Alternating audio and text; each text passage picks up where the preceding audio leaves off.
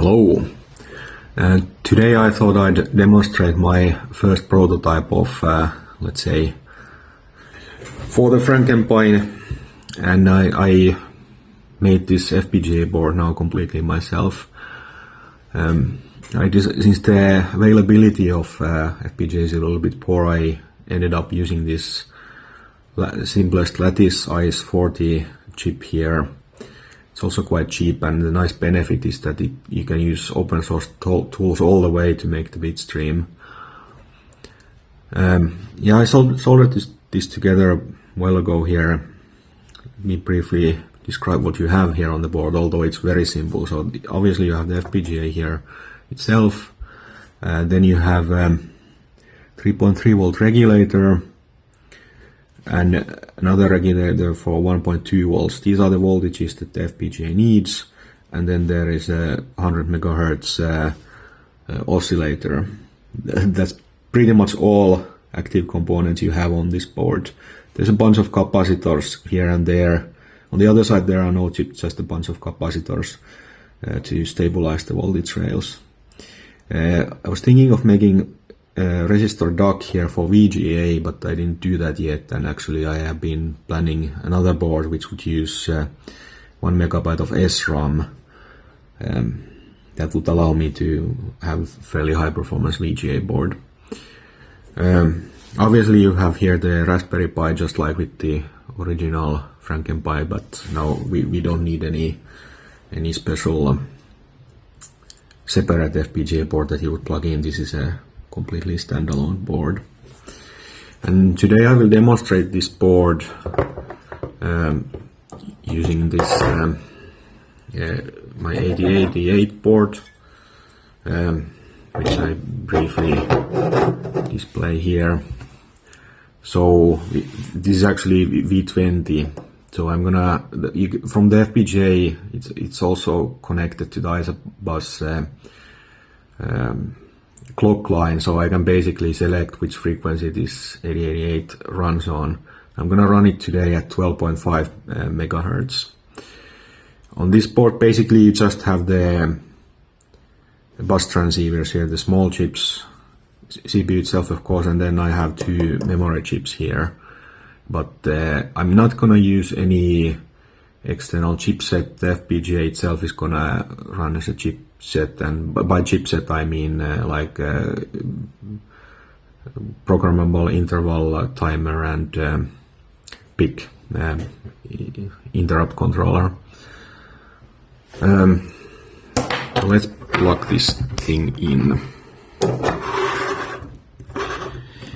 I'm gonna run my motherboard here, so I'm not gonna actually emulate everything conceivable with the FrakenPi now, but you've seen that before, so that's maybe not so interesting.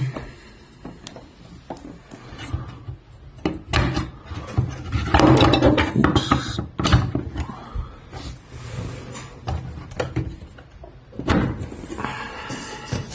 Okay, I'll briefly show this. So I have here ED4000 as GPU, then XTCF for hard disk, then I have homemade Adlib clone, the CPU board itself, and the FrakenPi.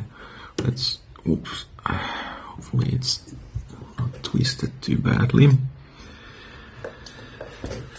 Alright.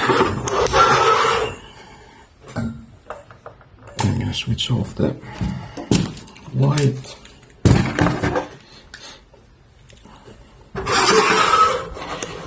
I'm gonna run both the CRT and the LCD. I'm gonna plug in the ATX power supply now.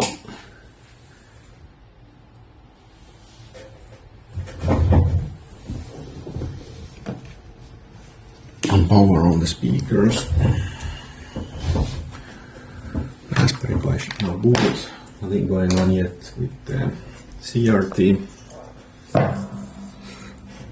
It might take a while for the Raspberry Pi to boot.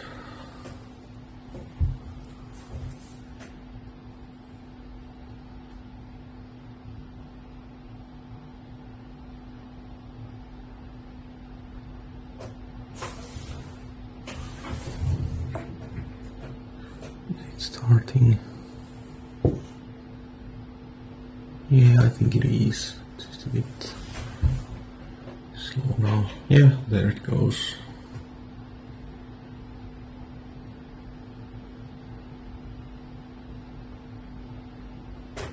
Right.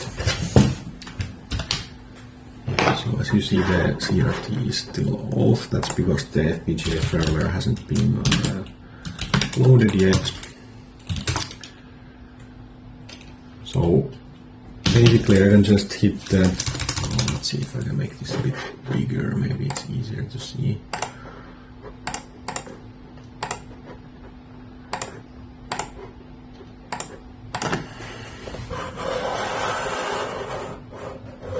Wow, I guess you see it. Right. So we have this pins file that you need. This describes all the pins that the FrakenPi has and how they are connected to Raspberry Pi and the Python bus. Fairly straightforward. And then we have this one Verilog file which contains the logic. I will put this to GitHub so that anyone can study.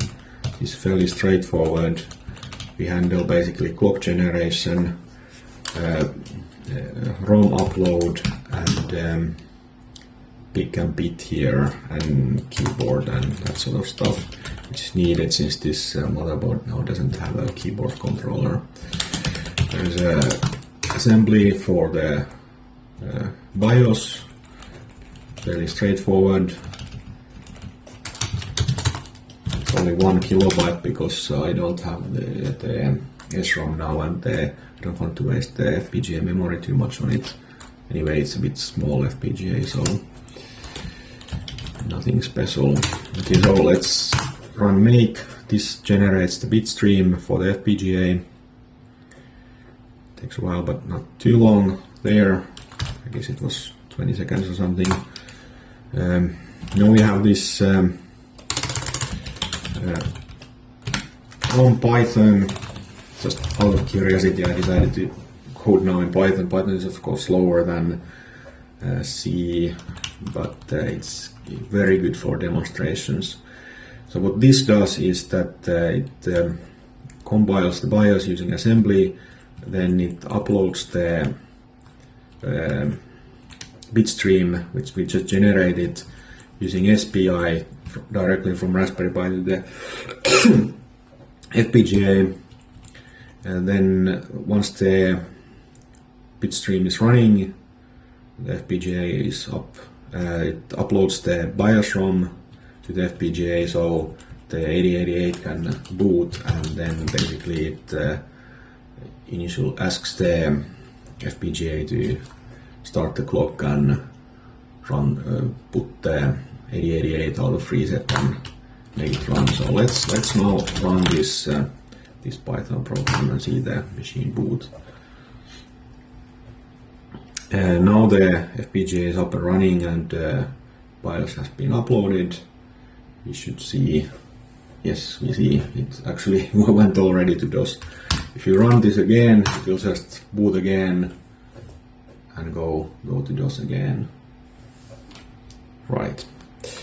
Then I have this keyboard Python here, which basically takes control of this Linux keyboard event device and sends the key codes to the FPGA, which then generates an interrupt for the 8088, and you get the standard function for keyboard, and you can use the USB keyboard. And as you can see, maybe it might be better actually. So I go a little bit closer. Right.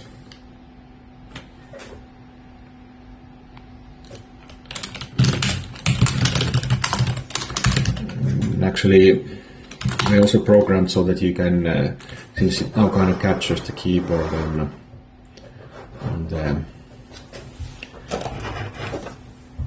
Linux in Raspberry Pi you cannot do anything, but I decided to use F12 as kind of an exit from the keyboard. Like this. But when you go to the keyboard mode, it's completely captured and it only responds to what you want to go to the 8088. Let's try some game here quickly.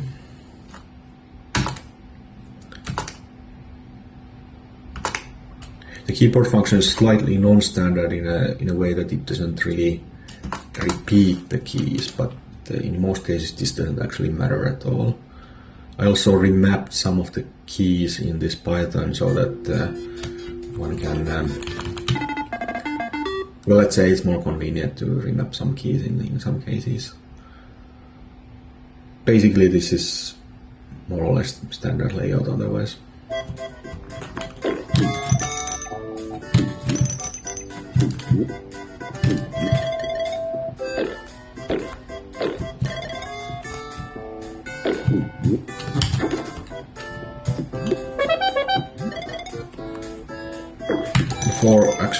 For 8088, I'd say this Keen 4 is running rather nicely, but this is of course because I'm kinda overclocking it, at least the ISA bus is being overclocked, since I'm running the V20 at 12.5 MHz. The 12.5 MHz is just generated by dividing in Verilog down the 100 MHz clock to 12.5. But this also kind of overclocks the FPGA adapter, but well, it doesn't matter. Surprisingly, the Utlib card doesn't really mind this perhaps slightly too fast rate at inputting the I/O. Of course, Utlib has its own delays and a little bit differently, but surprisingly, everything sounds good and works well.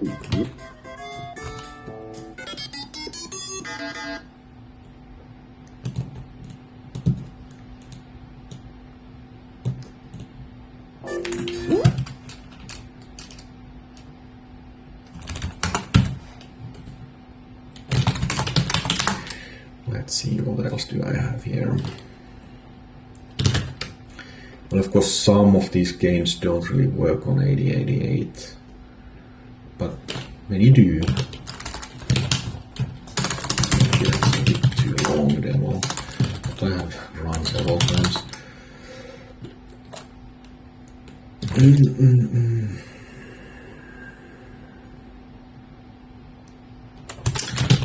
Let's see some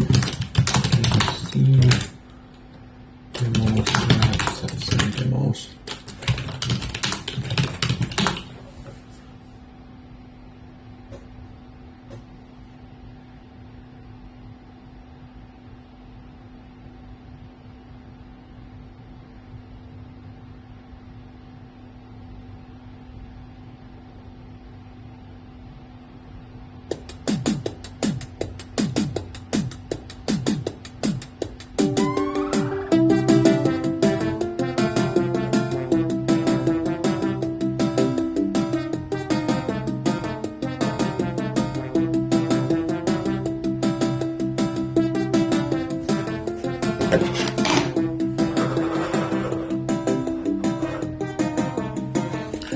Now it's F12. Go back to Linux and, for example, just boot the machine.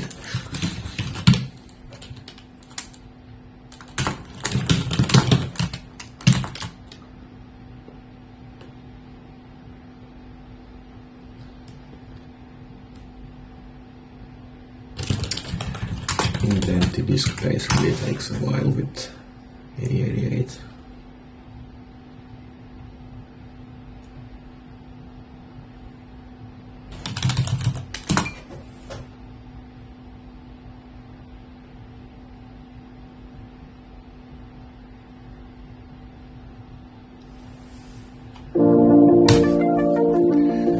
And to demonstrate that this really is a standalone system, the FPGA is running independently of the Raspberry Pi can just power off the Raspberry Pi completely and the computer will keep running. Of course, by powering down the Raspberry Pi I lose keyboard control.